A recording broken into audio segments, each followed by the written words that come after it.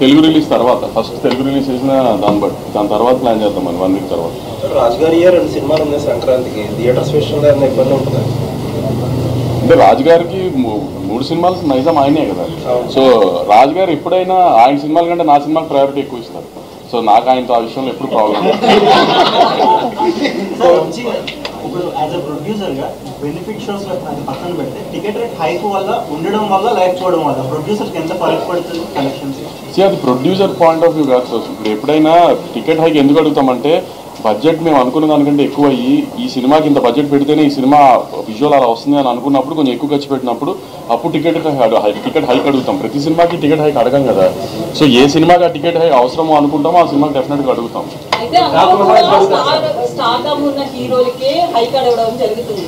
So ముఖ్యంగా budget లో హీరోలు ఎక్కువగా తీసుకోవడం వల్ల ఎఫెక్ట్ అవుతుంది అనుకోవచ్చు. అది తగ్గించే ఆలోచనలు ఏమన్నా ఉందా?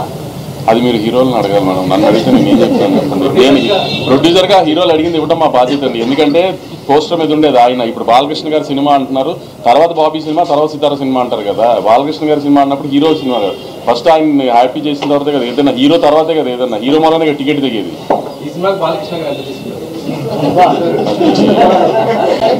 మీరు ఇలాంటి సోషల్ మీడియాలో కాంట్రవర్సీ నడుస్తుంది. యూఎస్ డిస్ట్రిబ్యూటర్ 3 సినిమాలకి ఇప్పుడు same.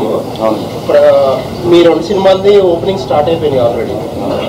Game changer and Daaku Maharaaj unofficial గా ఓపెన్ చేశారు. బాకు మహారాజ్ కొన్ని ఎక్స్ట్రీ స్క్రీన్స్ మేము ఇంకా అఫీషియల్ గా ఓపెన్ చేయలేదు. ఏంటి డిస్ట్రిబ్యూటర్ మీద కొంతమంది ఏంటంటే మెగా ఫ్యాన్స్ పర్టికులర్ గా గేమ్ చేంజర్ కంటే కూడా డాకు మహారాజ్ ప్రయారిటైజ్ చేస్తున్నారు, కొన్ని ఎక్స్ట్రీ స్క్రీన్స్ కానీ ఇంకోటి కానీ అని చెప్పి అంటున్నారు.